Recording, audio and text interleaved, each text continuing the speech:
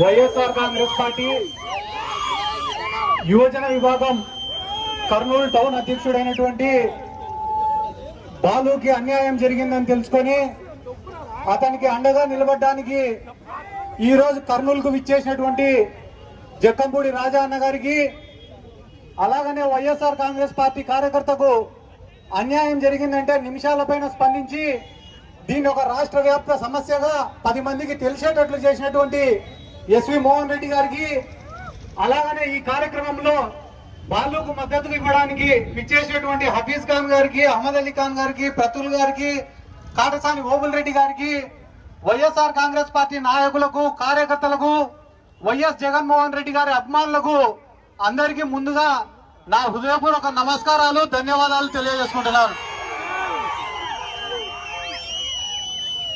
బాలుకు అన్యాయం జరిగింది, పాపం ఆయన ఆత్మహత్యా యత్నం చేసినాడని తెలుసుకొని నిన్న ఆయన ఇంటికి వెళ్ళడం జరిగింది. మేము ఆయన ఇంటికి వెళ్ళిన తర్వాత అక్కడ విలేకరులు నన్ను అడిగినారు, దీనిపైన మీ స్పందన ఏముంది అని అడిగితే నేను మంత్రి గారిని అడిగినా, సార్ మీరేం సార్ అంత ఖాళీగా ఉన్నారా, మీకేం పనులు లేవా, మీకు ఒక శాఖ ఇచ్చినారు కదా సార్ పని చేయమని, ఆ పనులన్నీ సాధించుకొని ఈ పిల్లోడి మీద ఎందుకు పడినావు సార్, నువ్వు తప్పు కదా సార్, నీకు 10 మందికి మేలు చేసేదానికి, ఈ కర్నూలుని అభివృద్ధి చేసేదానికి మంత్రి పదవి ఇస్తే ఆ పిల్లోడి పైన పగ తీర్చుకునేదానికి నీ మంత్రి పదవిని వాడుకుంటాను కదా సార్, తప్పు సార్ అని చెప్పి నేను మీ మీడియా వాళ్ళకి చెప్పిన.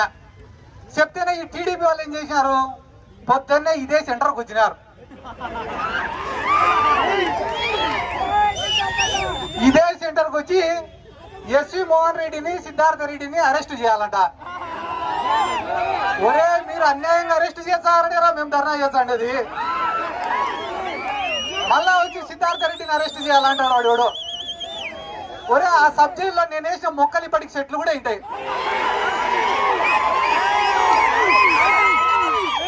ఇలా మళ్ళా కొత్తగా వచ్చి వీళ్ళు నాకు సబ్జెక్టుని పరిచయం చేస్తామంటే నవ్వేదానికే ఏడ్చేదానికే ఇవన్నీ సిగ్గుండాలన్నా. వాళ్ళ బతుకులకు కొంచెమన్నా రోషం, మానం, మర్యాదను ఉండాలా. ఎస్వి మోహన్ రెడ్డిని అరెస్ట్ చేసినా ఒక అర్థం, సిద్ధార్థ రెడ్డిని అరెస్ట్ చేసినా ఒక అర్థం కాదన్నా. అమ్మాయి కూడా ఆ పిల్లోడు సతీష్ అనే పిల్లోడిని రోజు స్టేషన్ కాడికి తిప్పుతాంటే మన ఇళ్లలో పిల్లలు లేరా అన్న. ఒక పిల్లోడు చచ్చిపోతే ఆ కుటుంబంలో ఎంత క్షోభ ఉంటుందో వీళ్ళకేం తెలుసా నా డబ్బు నెటోళ్ళకి. రోజు ₹1 కోటి ఎత్తుతా ఆడిన మినిస్టర్.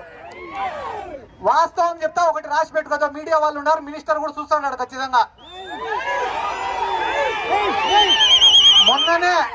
మొన్ననే ఫార్మా కంపెనీ వాళ్ళ కాడ 45 కోట్లు ఎత్తినాడు ఈయన మినిస్టర్. నారా లోకేష్ కూడా తెలియకుండా 45 కోట్లు ఎత్తినాడు. ఎత్తితే నారా లోకేష్ పిలిపించినాడు భరత్ని, పిలిపించి నాకు తెలియకుండా నువ్వు ఎట్ట ఎత్తినావు, 45 కోట్లు ఎత్తేటప్పుడు నాకు చెప్పాలన్నా లేదా అన్నాడు. అనింటే దానికి భరత్ ఏం చెప్పినాడు తెలుసా, డాడీకి చెప్పినా నేను అన్నాడు. దానికి లోకేష్ ఏమన్నాడు తెలుసా, చెప్పాల్సింది మీ డాడీకి కాదురా మా డాడీకి.